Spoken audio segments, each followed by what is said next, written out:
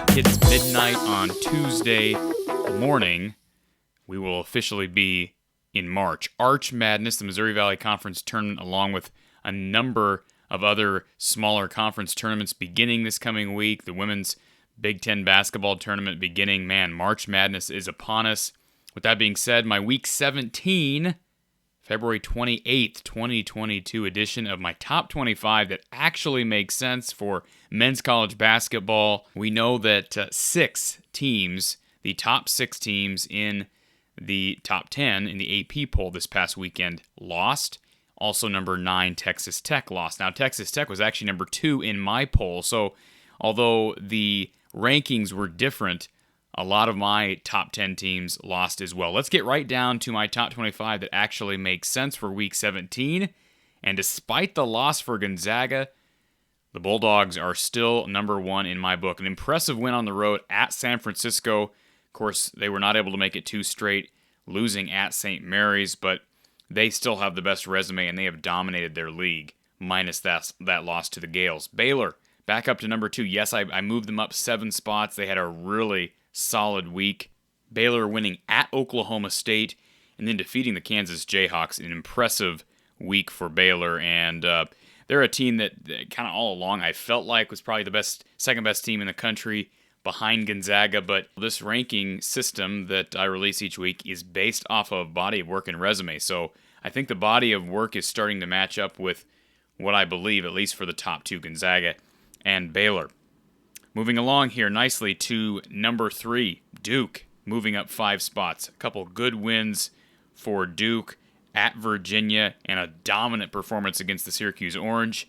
Number 4 is Kansas. They move up 3 spots. Kansas losing at Baylor, but boy, that's not a bad loss. And then an impressive win against a rival in Kansas State at home in Lawrence. And then Villanova, my number 5 team. Now, Nova just played 1 game this week, lost at UConn. But again, is that a bad loss? It's not enough for me to move you down very much. You see the little tally on the right? If you're moving up or moving down, that is just solely so you can be reminded of my rankings from last week. I'm not the type of person that's going to look at my poll from last week and move you up 8 spots because you won twice, or move you down 4 spots because you lost once. This is based off body of work. It changes each week. Even if you go 0-2, that doesn't necessarily mean you're even going to move down, because you may have had 2 really tough losses against really good opponents and had teams in front of you that lost to worse teams, if you will, to put it quite simply. So Villanova moves down to number 5. Texas Tech at number 6. They were my number 2 team last week. They did get a nice win, dominant win against the Sooners, but then lost at TCU. TCU, a respectable, good team. It's tough to win on the road in the Big 12. Texas Tech does move down, partially, though, because of Baylor and Duke's success, as well as Kansas, of course, losing at Baylor, and then the home win we talked about against Kansas State. Kentucky at number 7, Wisconsin at number 8, Providence, good week for the Friars. They're up to number 9, back in my top 10.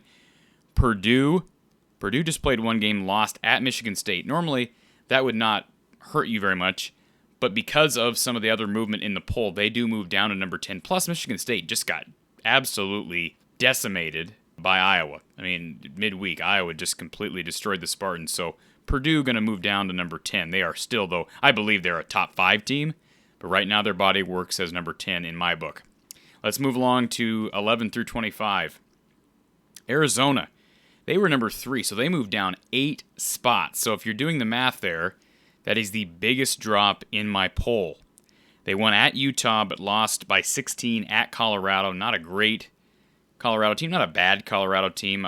You know how I feel about the Pac-12, not real high on the conference, but I'm not real high on Arizona. I haven't been all year. They haven't played a real tough schedule, although they are 25-3. That's why they've been, last week they were rolling, so they were higher, but they're moving down to number 11 in my poll. Arkansas, I've been higher than everyone else on Arkansas. They're now up to number 12.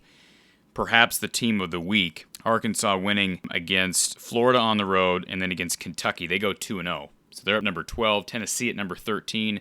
Auburn down to number 14. Beating Ole Miss, losing at Tennessee. Not a bad loss, but they're down to number 14. UConn continues to move up to number 15. Ohio State stays at 16. USC moving up to number 17, Texas at 18, Illinois down to 19. They did defeat Michigan on the road, but lost to Ohio State, who has kind of been up and down here recently as well. Notre Dame staying put at 20th. UCLA at 21. Houston, I'm going to give them a couple bumps here because Houston actually, I've been knocking them for the majority of the year. Houston actually had a solid week. So Houston beat Tulane on the road by 14, which is what you want. You want dominant road wins if you're playing against mediocre teams in a weak conference. That's exactly what they did. And then to win against SMU by 14. SMU's a good team. That's a good win for Houston. So I moved them up a couple spots. Iowa, it's funny, I got into it with Seth Davis briefly on Twitter late on Saturday night, and I just made a comment about how, because he had tweeted out about how, the polls and the movement, as a result of these top 6 teams that lost on Saturday, and I simply stated that, we should be basing this on body of work, not just did you lose or win. It should be, based on win margin, loss margin, etc. And, of course, who you're playing. And his reaction was, that I was trying to put a plug in for Iowa to be ranked higher. As you can see in my poll, that had nothing to do with the comment that I made on Twitter.